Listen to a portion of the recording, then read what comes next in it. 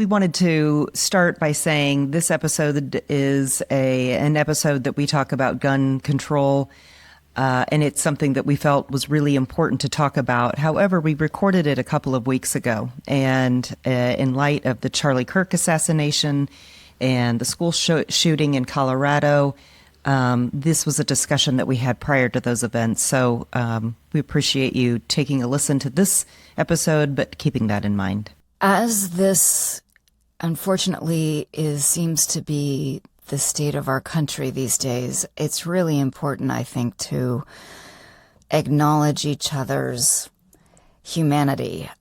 We got a lot of feedback, a lot of positive feedback from the Kirk episode for Jolene and I to keep going and to keep talking, and that it's really important that our voices are out there for the communities to come join us. And thank you for those people that did. I understand how painful this is on both sides, and we just want to let you know that there is a place for you here. Just tell a friend. Just one friend each time you listen and watch. You know, Jolene and I truly believe there are more of us out there than the social media noise. And we want you to come with us so we can all try to heal. So enjoy this episode and let us know what you think in the comments. Thank you. Thank you. She's a conservative and I'm liberal. And yet we've been friends for almost 40 years. Everyone says you shouldn't discuss politics, religion, or money. And we say that's exactly what friends should be talking about.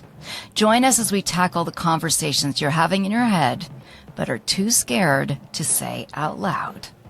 Well, hello, Jolene. Hello, my friend Nicole. We are talking about guns and gun control. It's something that I'm pretty sure I brought up that I really wanted to do when the shooting at the NFL building in New York happened, and my dear friend had left the building moments before, and he did have a colleague that got shot and is alive, the only person that was shot and is alive. I was like, okay, we got to talk about this thing. I'm just going to say I am very nervous to have this topic. I have done so much research, and one thing that I feel like is a total gift about this podcast is that we pick these topics and it forces me to do a ton of research, and I realized I know so little about guns. Being a liberal, growing up in Northern California in the Bay Area, living in New York City, most of my entire life, I knew so little about guns. And I will put in the show notes the three organizations that I deep dove into. The websites were Brady United, Giffords.org, and Everytown.org.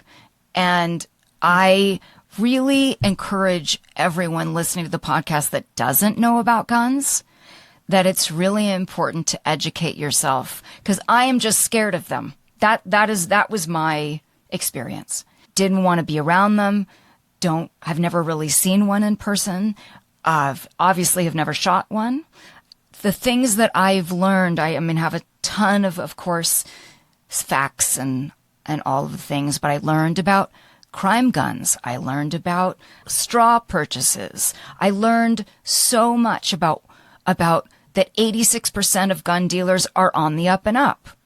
That it's 5% of gun dealers cause 90% of the crimes.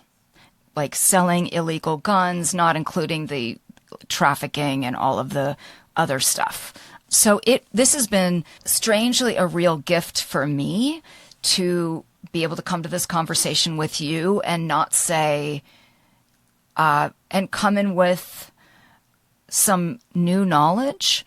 Also learning that all of these organizations, background checks, they were all started by Republicans who were gun owners and belonged to the NRA.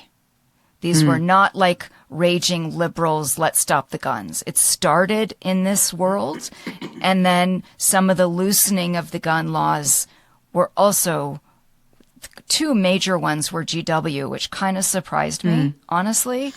We can talk about those later, but the T-Hart Act in 2003 and later in 2005, like empowering gun manufacturers in a way that makes it really difficult to find, you like to use the word bad actors, to find the bad actors in order to curb the gun violence. And I'm just going to start this conversation. I want to hear, absolutely want to hear what you have to say, that I am not suggesting that we take people's guns away.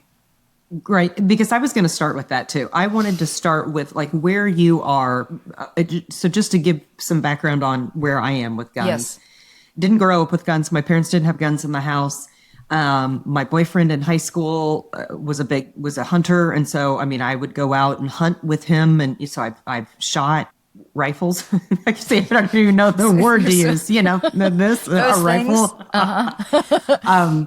But it wasn't until we lived in New Orleans that for safety that Jeff and I were like, dang, maybe we need to have a gun in the house. So, and so I'll talk about what we have, but I mean, I grew up with guns, and I think we used our friend, my friend Susie, and our mutual friend that Susie and I had, Bren Brown, as a good resource for a lot of, because Susie's dad owns a gun shop, so Susie grew up with guns and all that. But growing up in the Midwest, as Susie talked about, they offered gun safety courses in our high school. I mean, right. We had, kids were showing up with their pickup trucks with the rifles in their back window. I mean, which was, everybody just did it. I mean, it was nothing, like it wasn't unusual to. Well, to it was see part that. it was part of your culture. Exactly. And so I think that, and that's something that Susie had brought up too, was, there's such a difference between, urban gun ownership and rural gun ownership. So there's so much to dig into. Okay, so let's start with some standard statements. So you said you don't believe that we should abolish all guns. No, I don't. Especially after everything that I was reading. And also speaking to Susie, which was an incredible resource because her dad was a gun dealer, and she was around it, and she owns a bunch of guns, which, I mean, I'm not going to lie, it freaks me out. It freaks Right. me out, right? And when she's like, I wouldn't feel safe without a gun, I look at it more as a social experiment. I find it fascinating because of where I grew up and where I've lived. That seems bananas. But I could also say, well, if I lived in the middle of nowhere and I was, I learned how to hunt early, and that, of course, that makes sense. Right. And so all I feel like before I started doing research, all I could think about was like, okay, in the liberal media, we're told, I'm making up this number, 85% of gun owners want things to be legal.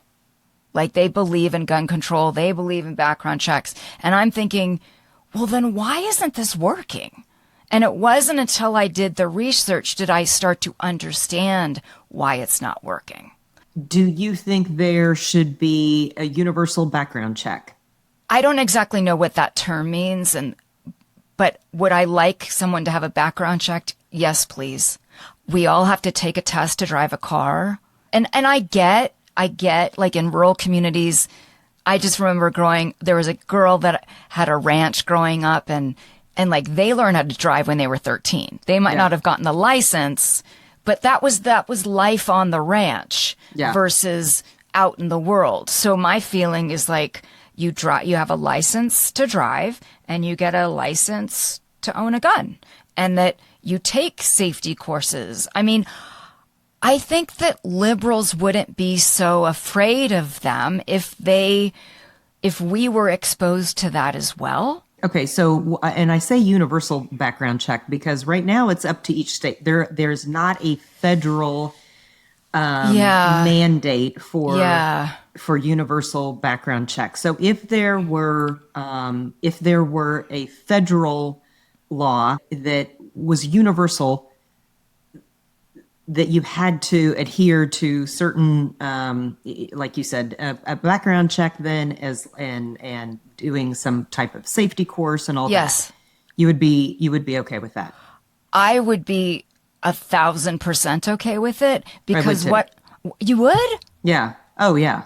See, this is this is my whole thing. Let's start with what we agree on, because I think this is, you've done all this research and I think when we first talked, you just said this, when we first talked about this, you were like, oh my God, this is horrible. We need to have gun control, because you had a knee-jerk reaction to an event that had happened. And we're all so sick and tired of the damn gun violence. I mean, there's Yes. I mean, there's not a single Republican who's going, no, I think it's okay. I mean, so that's where we agree. There's too much gun violence. We all agree with that. So then when liberals say we need to have gun control, that puts up the Republicans going, no, that's not the answer. Don't take my guns away. Right. Like Right? that's not the answer to this event. And I think there's so many times that liberals take a horrific shooting and then they say, we need to take guns away. We need to do something with gun control. And that's not the answer. And so we have to get to what the answers are. I mean, this is such a complicated issue, but I feel like if you call it universal background checks, if it was a federal, like every state had to do it, I think it would curb so much gun violence, because in the research that I have done, there's so much. And it was interesting, Jolene, because it reminded me of the abortion issue and the states that you have all these 50 states with all these kinds of people all living together with all different beliefs. And so now, because it's state run, there's all these workarounds. And that's how the gun issue is. So that 22 states have background checks, just 22. Yeah. You can go to Wisconsin, which doesn't have any background checks, and purchase the gun, then go to another state like California, whatever, and do the crime. And like there's ways, there's so many loopholes. And like, I have so much in my mind. How do you want to move forward? Okay. Well, I think we have to find a starting point. So does the Second Amendment mean for you that everybody has the right to own guns? Do you think there's any workaround with that? Do you have a problem with that at all? Well, I'm very curious what you think. You think that we have a right to bear arms? Yeah. Okay. Yeah. I mean, I think it's a constitutional amendment, or a constitution. It's one of the foundations of our country, because I think a lot of liberals think, well, that's an old concept. That was a concept that was written or was developed because for hunting and all that. In reality, it wasn't. And again, Susie talked a little bit about this, and from the research that I have been doing too, that if you look at, we were coming out of Great Britain, and we didn't want to be controlled by where the government was controlling, and it was we, the people, that we needed that written into the Constitution, so the government didn't have more control over us as citizens. And I think that still holds true today. I mean, because I would even say for liberals, what if Trump decided to just say, okay, I'm sending in the National Guard to take over everybody? Wouldn't you as a liberal want to go, wait a minute, no, I got to defend myself here. I mean, I appreciated Susie's point. For those of you listening and watching, Susie is Jolene's best friend. She is an avid gun owner. Her dad was a gun dealer. And she loves sending really long Marco Polos while she's driving, which makes me so nervous every time.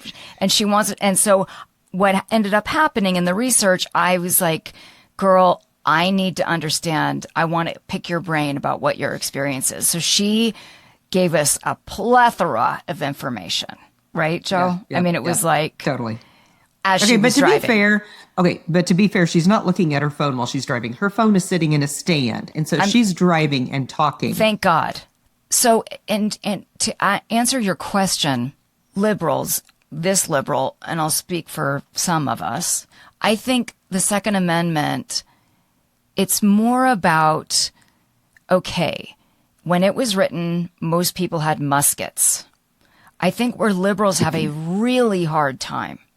I think a lot of us can go, okay, I understand rural America. I understand hunting, but it's the automatic weapons, those like the ones that the guy went to the NFL building, and the magazines, those weapons that you see in video games, that kids see in video games. They're very glamorous, you know, and sexy, and I imagine they're really fun to shoot, and I don't think that we need them. That's my opinion. I know I'm going to get a ton of pushback from that, but that's how I feel. And I think a lot of liberals feel that way. Like, hey, I don't think that they imagined that was a right. And I also understand Susie's point and agree with you. The more, again, that we're doing this podcast and really looking at history and not the glossy version, like we came to this country and killed a lot of people and took a lot of land, and this was our land. Like, this was like America, and Americans are like, don't tell me what to do. This is who we are. And I don't know if I'm going to get pushback from what I just said to you, because I feel like I am with your face. Yeah, I don't agree, but that's okay. Okay. People were leaving Britain from their own sense of being persecuted, and people felt that they needed to defend themselves, and they created an uprising against the British militia. Right. And so I understand that part. And I think why it's so tricky with liberals, and Susie said it so eloquently, actually, was just about just reminding me over and over again that we are from different cultures. And we don't remember that when we have this discussion. Yeah. Because I think, I feel like if we had more conversations about gun control, where like the rancher says to the city girl in New York City, I understand why this might scare you. Yeah. I understand it's not maybe for you. Can you understand why it's okay for me? And then you go from there. Yep. 100%. I will say too, the one thing that I have learned to appreciate, and especially now living in Missouri, is the girl that does my hair, Lynette, who's fantastic, by the way. She grew up in Missouri. Her husband grew up in Missouri. I mean, they grew up in this area. She's got 3 little kids, and she said, and she and I were talking about guns, and she said, you know, we teach our kids, they have a 5-year-old boy, and she goes, even with his little, when he's got a water gun, we've taught him, you never spray it at somebody directly. You never shoot it at somebody directly. And when you're carrying it, it's always pointed down. She goes, I mean, those are like, that is basic gun education that we teach our kids with a water gun when they're 2 years old. So you're right. I think that those people who grew up with guns and think that it's no big deal because they have educated themselves. And I think that's the biggest difference is learning to respect the power of a gun. And when we were living in New Orleans, and there were a bunch of coaches' wives that we got together and went to a shooting range. And it was most of us who had never, there was one wife who was ex-military, so she obviously had lots of gun training, but the rest of us were kind of like, I don't know that much about a gun. And so we were shooting pistols in the shooting range. And I remember thinking, like, the power of this little thing was so incredibly intense that you've got to have just a buttload of respect for this thing. And to be able to actually have a gun, like, learn how to use it and all the things, for sure. I mean, I think one thing, Jolene, that I'm just sort of struck by is that, is it fair to say that I feel like the way we have been pitted against each other and divided is that most liberals think that, I mean, we hear the the statistic that you want safety, but we don't really talk about it. There is this, because there's this sense of don't take my guns away, don't like, and so it sort of ends the conversation. Like, I'm really like thrilled and surprised that you're like, oh, I want safety too. Right, because none of us want gun violence. I mean, that's the bottom line. I mean, I don't think that that's so. I think Jolene, too, sorry to interrupt you, but I think one of the reasons it's striking me is that with a lot of these like school shootings and these horrible tragedies, the thoughts and prayers get thrown out, you know, and which drives me bananas. And I'm like, okay, we got to do something. Like, all of us, we have to do something. And it was quite shocking to me that, like, after, with Sandy Hook, with the little babies, I think, correct me if I'm wrong, I think everybody thought, well, something's got to happen now. Oh, 100%. You know, and which is reminding me just about bureaucracy and how long things take. And one thing that I thought was fascinating, if you don't mind me sharing, Brady United is one of the organizations that I did a lot of research. But it was started, actually, by this man. It was called the National Council to Control Handguns. And this man named Nelson T. Pete Shields, he was an NRA member, a Republican, and a gun owner. And his 23-year-old son, Nick, was shot and killed in 1974. He said he understood that preventing gun violence wasn't about politics or what side of the aisle you were on, but about championing sensible solutions to save lives. And so I was, and then when the assassination attempt of Reagan happened in 1981, Brady and his wife merged with this person, and they were also gun owners, NRA members, and lifelong Republicans. And he was saying, or on the Brady website, it said the background checks were introduced in 1988. It took 7 votes over 6 years and 3 presidencies to get the bill passed. And he was like a living, breathing reason. Like, he was paralyzed and just became this strong gun control or background check advocate. Proponent. Yeah. And that it's fascinating to me. I guess, again, it's about lobbying too. Like, the gun lobbies are so powerful, and I don't really get it, Jolene. Well, I mean, we've talked about the lobbying. I mean, whether it's big pharma or big food or the guns or nicotine. I mean, you know, those are all really well-funded lobbyists. That's always going to be part of any conversation that we have with any legislation. Right. Where are the lobbyists, and follow the money. I think we have to talk about what makes sense for us as citizens. I mean, yes, and if we're dealing with the gun lobbies and this legislation where Indiana, oh, by the way, you guys, everytown.org has this really cool is the wrong word. It has a map. It has a gun control map, and you click on the states and you can find out everything about what state has what. And I found that really, really helpful to figure out the discrepancies between New York and Indiana. Like, in 2005, this bill was passed to give unprecedented immunity to gun manufacturers and ammunition manufacturers. And so that 34 states embraced this law, and 2, Indiana and Arkansas, went even further. And if you try to sue an Indiana or Arkansas gun dealer, you have to pay their legal fees. Legal fees.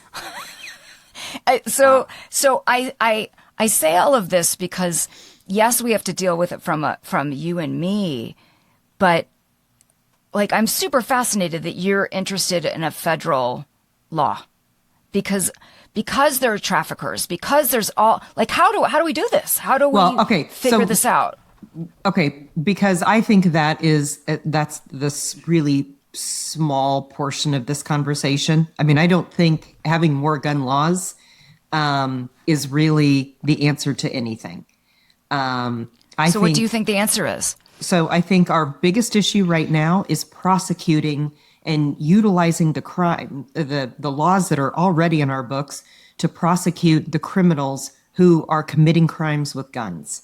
That right there, if we were just to concentrate on that, which is really the reason that Trump went into Washington, D.C. with the National Guard, we're letting these criminals off who are felons who own guns, and we're letting them off and we're not prosecuting them. There is a disconnect between the law and the prosecutors, the police and the prosecutors, of convicting anybody who is convicted of a crime with a gun. And they're letting them off the hook and they're putting them back on the streets. So, But I think I have to push. I mean, I hear what you're saying, because I know that is a big thing on the right, is like, it's not the guns, it's the person. But I personally, Jolene, I think it's both. And having done this research about these, whether it's trafficking, or they have these laws now, so that this T-Hart law in 2003, where the ATF, they will, even if they do a background check that goes through, in 24 hours, they get to black it out or destroy it. So that the ATF has a really hard time tracing crime guns or regular guns. Like, even knowing if they're going to go into said apartment, if they had the records, oh, these people have guns, that might have them approach that building differently. The laws that are now in place make it really, really difficult for the ATF and for law enforcement to find the crime guns, where they came from. I mean, I kept reading over and over again that we always highlight the shooter and not where the source of the gun came from, because usually the 90% of those guns are illegal. right. And how do we find them? I'm not demonizing a gun dealer. I'm talking about, how do we deal with the gun violence, so that then I think I'm trying to work with you to not dismiss what you're saying, but how do we make sure that those guns don't get in the hands of criminals, right? Stop letting them off the hook, right? I mean, if they're convicted of a crime using a gun, you take the gun away and you put the person in jail. But where are you hearing this? Like, who's getting out of jail? I mean, it's all over the news. It's the whole reason that Washington, D.C. has been taken over. It was the whole reason that Trump sent the National Guard. But how do you feel about them going in? Like, military going, you're for it? I am all for it. Absolutely. But then the military can go anywhere. I don't care. It's absolutely preventing what happened during 2020 when Minneapolis was burning down, in LA, and everybody had to stand back and let it happen, because the police were completely feckless and couldn't do anything, didn't have the manpower to stop it. And so what Trump was doing when he sent in the National Guard into LA a couple weeks ago or a month ago, whatever it was, to prevent the violence with the ICE detainees and all that, he didn't let it get to the point that Minneapolis did and LA did it back in 2020. He went in, he shut it down, and it shut down. I mean, why didn't he do that in 2020 at January 6th? They were waiting for him. I mean, right? I know, and that's another issue. But right? They didn't do that, I'm saying he's taking control of Washington, D.C. because what an embarrassment Washington, D.C. is right now with the crime the way that it is, and we all know the statistics, and the police chief has said no, it's getting better, but now they're looking at the statistics and going, wow, they were asked to make some adjustment to the statistics. So I mean, we all know that statistics can be manipulated to say whatever you want to say. However, the fact that he's going in and going after the criminals, there's the arrests that they've made in the last week of people that have been off, that were committing crimes and being let off within days, put back on the streets and not prosecuted. So that's happening. It is absolutely happening. Okay, so this is fascinating because you know how much I'm reading these days. And Yes. I don't hear any of this. I'm Okay. assuming you're hearing this on Fox News. I don't know where I saw the story. I just think it's a very common thing right now that we are not keeping criminals. We're not prosecuting criminals. We're being too lenient on these criminals and not convicting them of the crimes that they're being held for. Let's start enforcing the laws that are already on the books. Let's prosecute these criminals who are being arrested and have guns. But why are you seeing that they're being? I mean, we have a Republican president. We have a majority Republican country right now. But these are cities. I mean, these are cities where this is happening. They're blue cities, is what you're saying that is that how it's being reported? I'm just trying to understand. I mean, I don't know. I mean, I don't think it's meant to be a political issue. I think it's a fact. Why do you think they're getting let off? Because usually they don't have enough evidence to hold them. I'm unclear. I'm unclear. I think that we are advocating too much for people who maybe have other circumstances. Maybe they're being lenient because they grew up in the wrong area of town or they didn't know any better, or this is the environment that they grew up in. And I just think we're being too lenient on criminals in general. And I think that's fascinating. put the hammer down. I think that's fascinating, Jolene, because that has not been my experience, whether it's working with the kids in jail. The crimes, some of them are such petty crimes and they're in there for years. Josh has also worked on a couple cases, on clemency cases, where he represented gang members who did commit murder. They were 14 and they're in their 50s and they're still in jail. I've had an opposite experience, just personally, where I'm like, there's got to be some way to create rehabilitation. But I hear what you're saying. I'm just not understanding.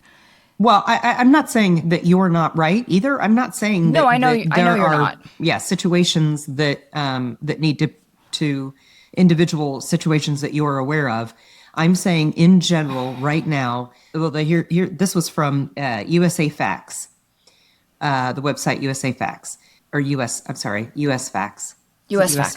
US Facts, yeah. Homicides are up 30% from 2020, but there are violent crime hotspots that 5% of the criminals are responsible for 50% of the crimes in major urban areas.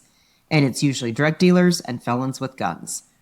And that cops and prosecutors have got to be on the same page to be able to fix this problem. It's usafacts.org, just so there you go. Our viewer knows. I'm hearing you.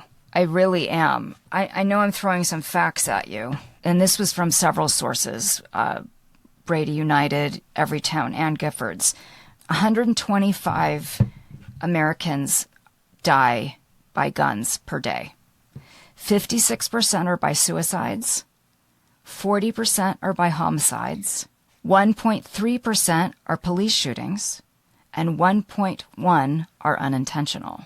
I kind of think the way the media portrays it is that it would be 99% homicides. Yeah. So that was sort of shocking to me. And another reason, like they said, that the number one cause of death in children is gun violence. That 40,000 lives each year are lost by guns, and that it's been declared a public health emergency.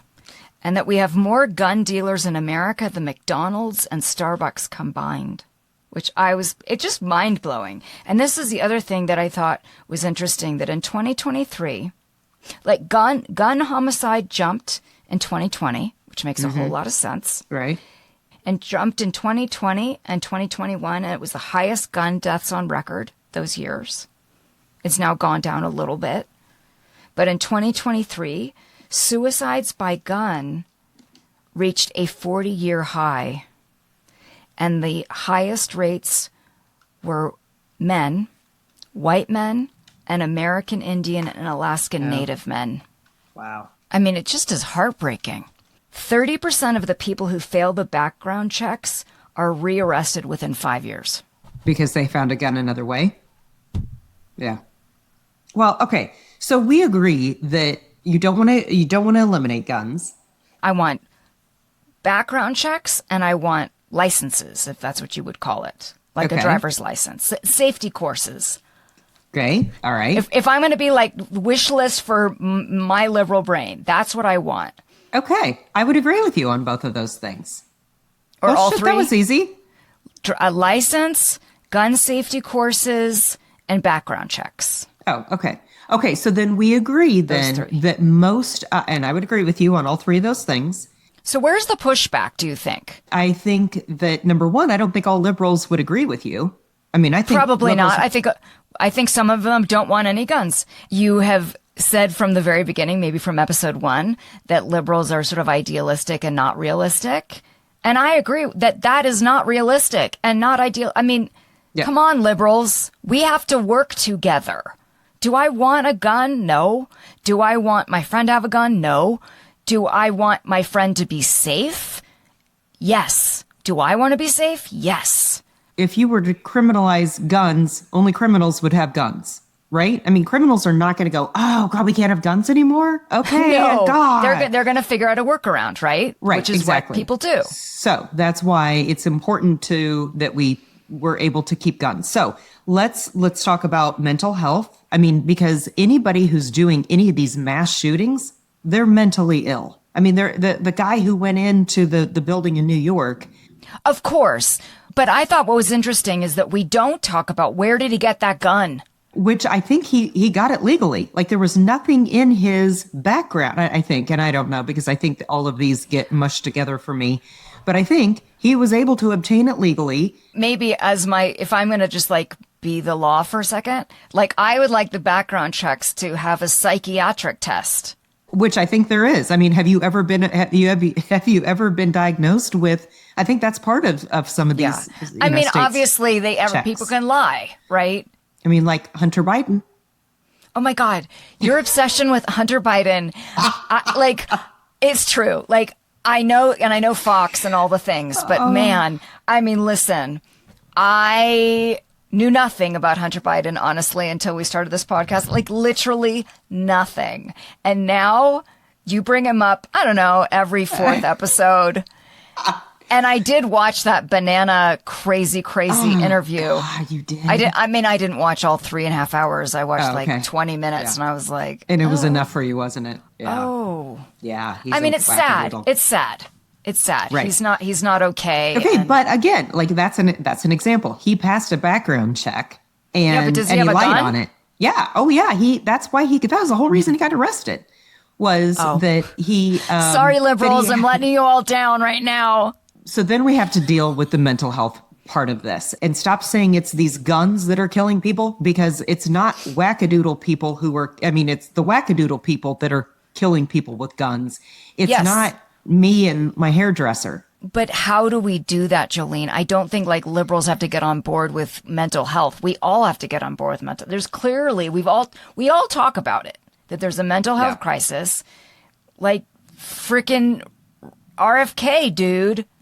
Do something, like talk about a mental health, like a health crisis. Start there. But I do feel like what happens is that when conservatives say it's not about the gun, it's about the person. What I'm trying to say is that we both do things that sort of end the discussion.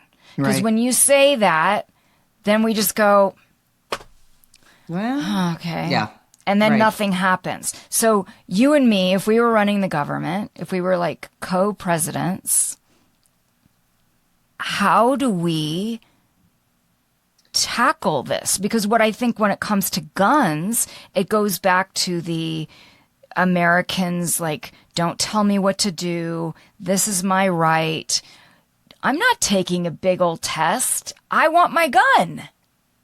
I mean, I don't think it's that. I don't. You don't? I mean, I think, no, I don't. I think that anybody who has a gun and respects a gun will do what it takes to get a gun. And they're like, no, I deserve to have a gun because I can pass this background check. I know, take the gun safety course. I mean, I don't think it's that. I don't think that you're going to get pushback.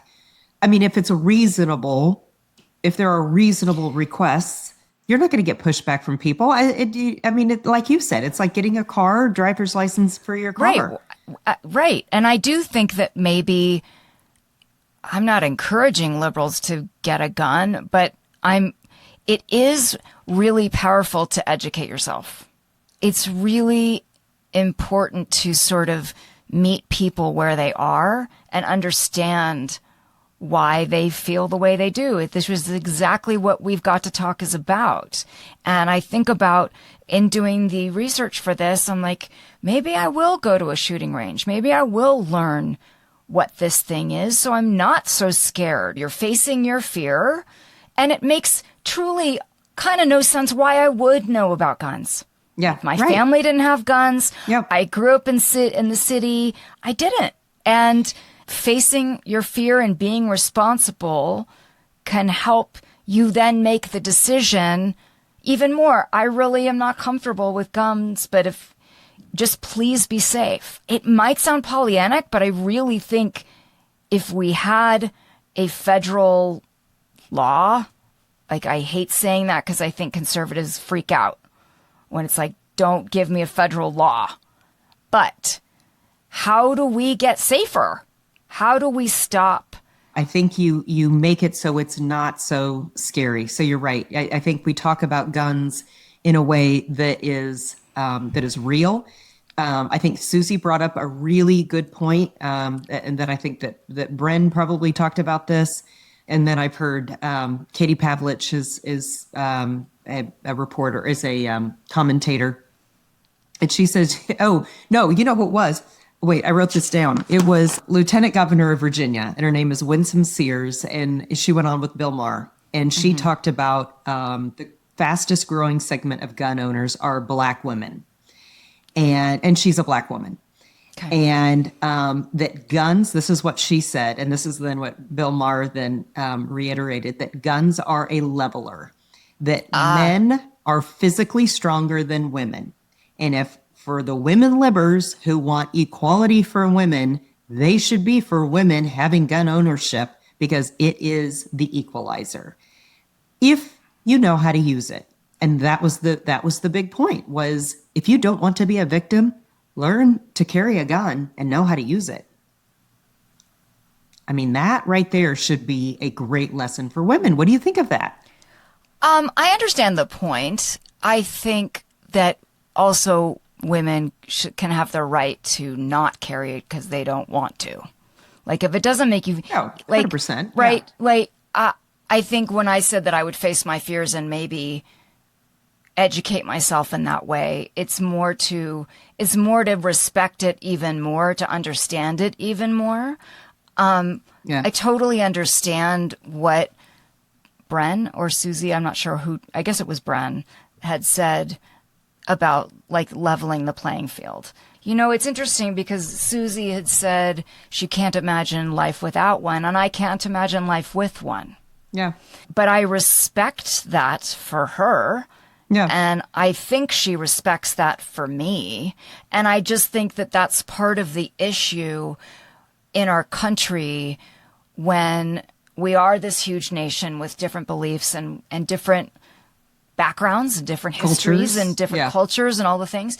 And when you hear things like we should arm our teachers, that scares the shit out of liberals. Because most liberals have never touched a gun. So they think, are you kidding me? Yep. So it's this sort of idea that I feel like we can't even really talk about guns or gun control in this country until we actually meet each other where we are. And like with compassion. And I know that sounds Pollyannic, but seriously, so that liberals, you know, understand, hey, this is a way of life for half of the country. And hey, conservatives, please understand why this might scare your fellow neighbor. And like, stop, like, how do we come together and respect the difference, but also, like, I'm going to believe you and say, we don't want to kill each other. Right. And so I think conservatives then, that's why we push back on when the conversation turns to gun control, that we push back and say, it's not about gun control. It's not about taking away the guns. Is It's it about, semantics, Jolene? Is that what it is then? I think it is the thought that two people like you and I are not having this conversation, having these conversations where we can say, well, what are the things that we do agree on? And then secondly, being able to say, okay, I'm scared. You know why I don't like guns? Because I'm scared of them. That is so honest and so so telling about this whole conversation. So it's not that you don't want me to have a gun, because that's what Republicans think. Democrats want to take our guns away. Well, and that's interesting because that's problem. one thing that Susie said in her Marco Polo to me, and I was like, I never said anything about taking your guns away. Like, she just went off, and I'm like, why is she talking about that? In Republican world and conservative world, gun control equals take my gun away. Yeah. Yep. That you don't want us to have guns. I think in liberal world, gun control equals make guns safe and put strong background checks. Wow. We just broke through. I mean, I can't tell if you're joking with me, but no, I'm not joking, because I think that's exactly where the divide is. Because I think there are people who truly believe there should not be any guns. And that's just not realistic. Well, yeah, it's not going to happen. There are guns. Can I talk about my gun? So explain what it is, please. So it is a gun that shoots pepper spray pellets. So when we first started talking about guns, and I'm not comfortable with a gun, I said, I don't know that I would be comfortable having a gun in the house. I'm not familiar with it, as you are. And so Bren, who owned a gun tree club, it is a facility that is cute as a button. They've sold them now. They had a couple locations, but they had a gun range, a shooting range on part of it. That her husband, I mean, that was kind of her husband's thing. And on the other half of the building then was, it was an upscale boutique. So it had everything from cute clothes and jewelry and shoes to like a gun bra. I mean, a bra that had a holster in it. Oh my God. You could keep a gun in. I mean, yeah. I mean, wow. It was all kind of gun related things. Okay. Jeff approached Bren and said, okay, Joe wants to have a gun.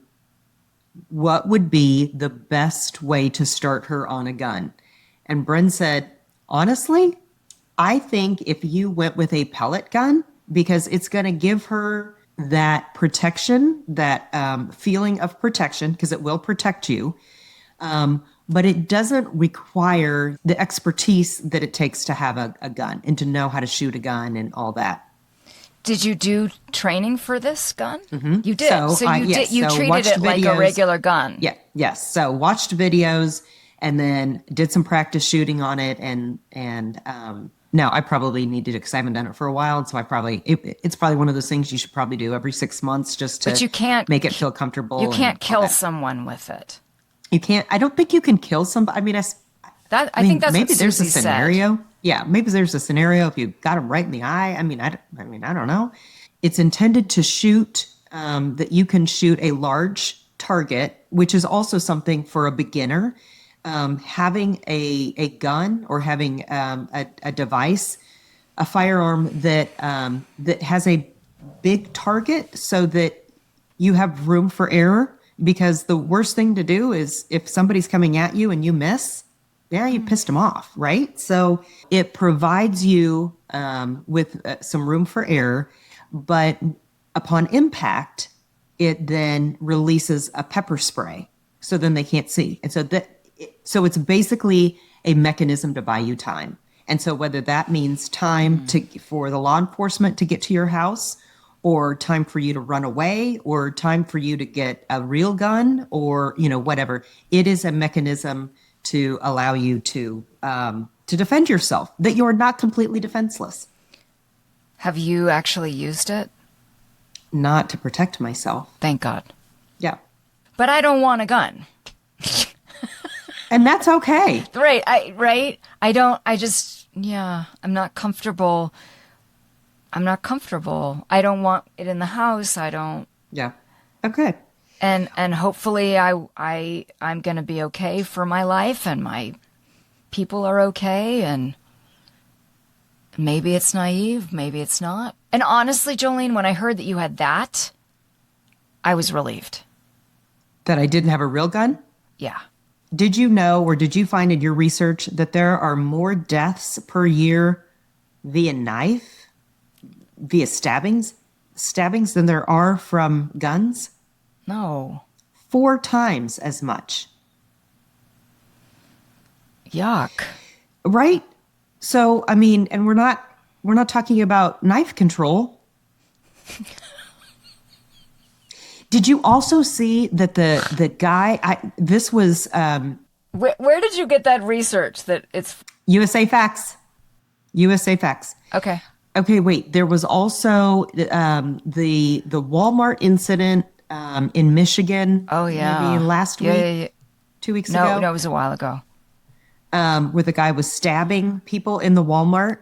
When he got out to the parking lot, there was a good guy with a gun who held him until the police could get there. There is a reason then that the good guy with a gun saved the day. Yeah, but also that good guy with a gun in the No Kings March in Salt Lake City killed that innocent person. Yeah, but I wouldn't call him a good guy if he killed somebody. That's not a good guy with a gun. He was on the safety patrol and he thought that someone else was going to shoot. And so he shot and he killed an innocent person. Oh, gaw. Yeah, it was bad. It was bad. Oh, gosh, that is horrible. It's horrible. It's horrible all around because I'm sure he thought he was trying to defend everyone and he ended up killing an innocent bystander. Oh, he missed. Wow. So I don't even know how we end this conversation. And let's just say that this is probably an ongoing conversation, you and I. Here's what I loved about this conversation, though. I loved that we started at a point where do you agree? Like, where do you fall on this? Mm-hmm. And what are the points that we agree with each other on? And I think if we had more conversations that started with what we agree on, and then let's work out all the details, mm-hmm. that is such a more productive conversation because you're not putting your defenses up from the very beginning and trying to defend your stance.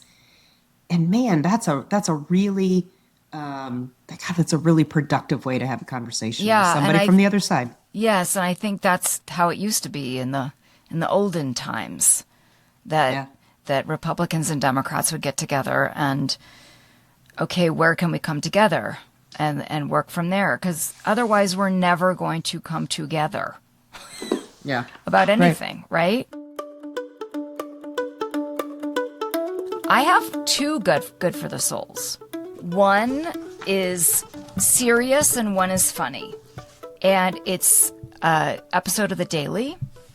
It is titled, and I will put it in the show notes, Republican Town Halls Turned Ugly.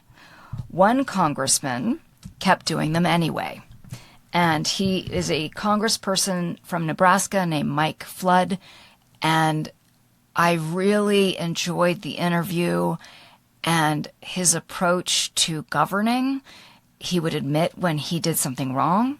He understood his job and he understood that it was important for his constituents to also express themselves. And I think everyone, whether you're on the right or the left, would appreciate this particular episode. I think it's really enlightening, and I think I want to highlight this Republican congressperson. Like, he is a model to me of what a good congressperson is about. I have not gotten a chance to watch it yet, and now I'm even more intrigued. Yes. And then my other one is super silly that I've sent you a billion Instagrams of, like a billion, because I'm totally in love with this account, and it is called Diaper Diplomacy. Politicians in diapers Real quotes, no adults. Think this is wild? The merch is unhinged. Diaper Diplomacy is the handle on Instagram. You guys, It's so funny. it's so funny. And our incredible creative on We've Got to Talk, Alex, who makes our beautiful cover, our website, he's so brilliant. He wrote me and he was like, "Oh my gosh, this is what AI should be used for." Oh, that is right? so true. Right? He's like, if this is what AI is for, because it makes these babies. Just go have a look. I don't want to tell you too much. It's funny. real audio coming out of the mouths of babies. The only good, okay, so I have a bad for the soul. Oh, geez. It's an Instagram that I originally, and I think both you and I kind of agreed that I thought it was really good, called We the People. And now it's gotten political. Oh, do you mean the possible, that one? Oh, America the Possible. America the Possible. Sorry. America the Possible. And now he's become political, and I've stopped following him now. Jolene, I have noticed that. And it makes me so sad because I thought when he first started, they were doing, and I think I mean, they have one guy who does all the speaking, but I think originally when they first started, he said it was a group of them who, started this site. And I thought what they were doing was so valuable. I do and too. Now it's switched and you're losing your audience. Like, why would you do that? You're losing the conservative audience, that's for sure. Because I agreed with you that I was so excited about this guy because it was just like teaching us history. Yeah. Like, this is what's going on. This is what it means. No bias, no nothing. And the last, I don't know, couple weeks, certainly, I've really noticed it. I was like, oh, I know. dude, And it made me sad. You're So I had to unfollow obviously him. liberal and you're getting shamey and Yeah. So I'm sorry, Jolene. I know. Well, I listen, mean, America the Possible. If you listen to us on YouTube or Spotify or Apple, listen. Maybe try being more neutral, because maybe you'll get your conservative audience back. I think it's really important to teach us all how to think about history. I agree. And I was not following, I mean, I don't only just follow conservative people either. No, I know you because don't. and so it's not that, it's not that I object to following somebody who's not conservative, but don't try to hoodwink me into, following you because you're really just talking about history. And then you start putting in your political bias, because that's not valuable to me anymore. If I can speak for you or for anyone, when that starts to happen, you lose trust. Yeah. Because you exactly. right, you were set up in a situation. Oh, I feel safe in this space. And now you're like, oh, now you're making me feel bad that I believe a certain way or whatever. And that's on both sides, that it's really important to honor people, honor where they are. Yeah, I agree. Honor where they are.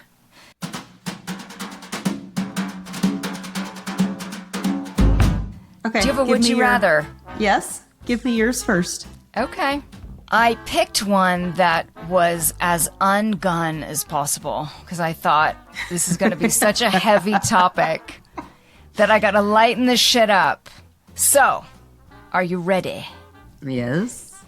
Would you rather walk in on your parents or have them walk in on you? Oh, gosh. Oh, I love it. Did I think was it horrible? I mean, it is funny. Is it just me? I think it's funny. It's so funny. No, it is funny. Ew, but my parents. No, I don't want to get that image out of my head, so I think I'd rather have them walk in on me. Oh, I guess God. it didn't happen. It didn't happen. You didn't walk in on them as a kid. I kind of think I did and didn't know it. Right. Did you? Well, sorry, Dad. When Dad remarried Jackie, and they met when I think I was 14 or something. They got married when I was 15. We'd hear them a lot. No. Oh, My brother and I were like, oh no. But they were like, newlyweds. Not my. So it was just like, oh, God.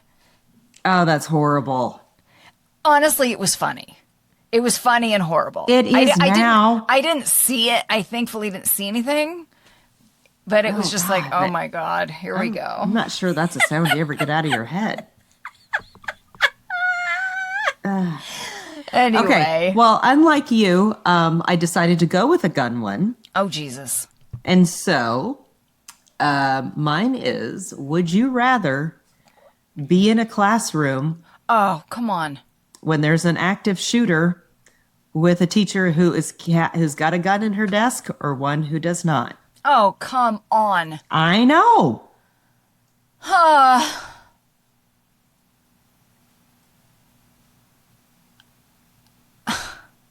Is she trained? Yes, I don't know. because she had to be trained in order for the school to allow her to have a gun.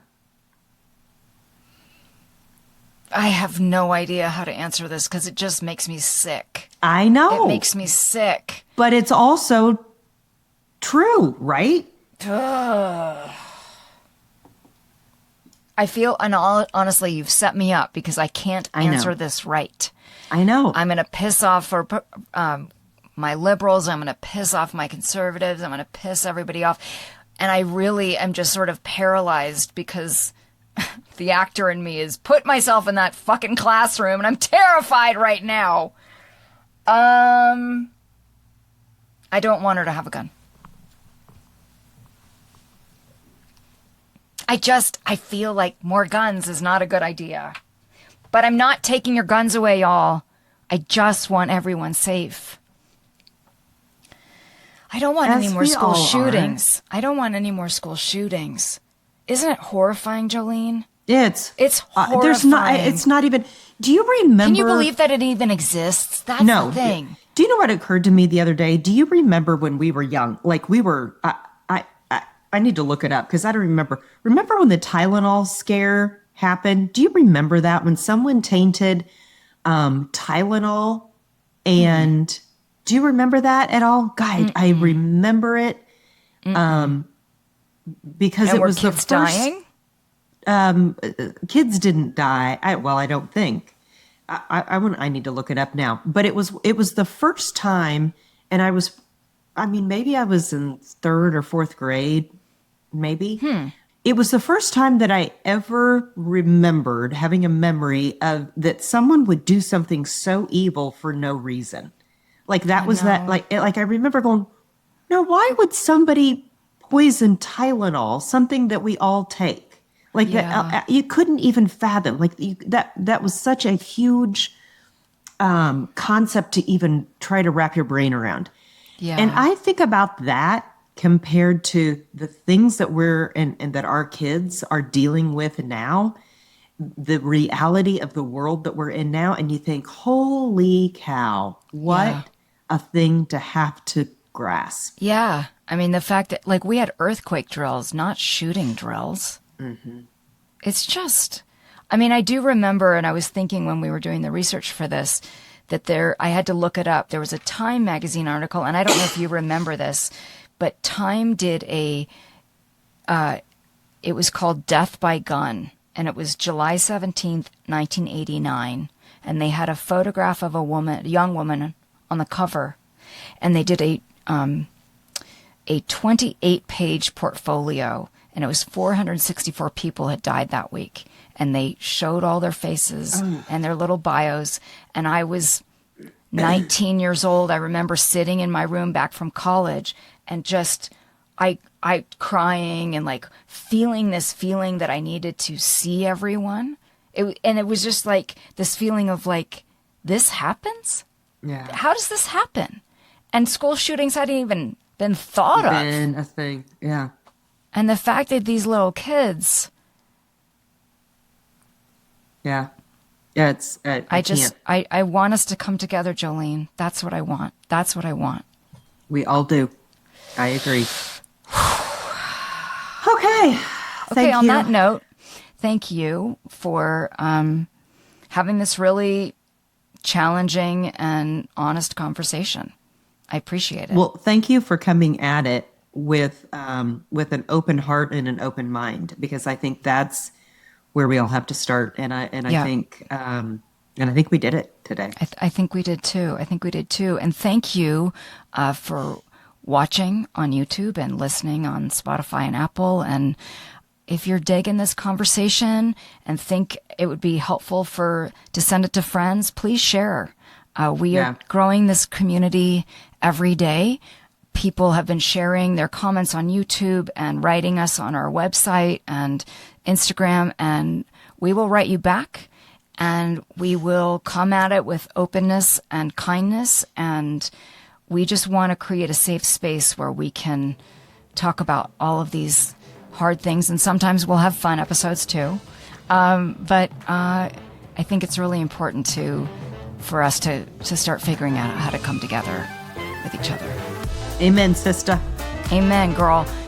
We've Got to Talk is produced across the world by the wildly talented, creative, and hilarious team at Bambi Media.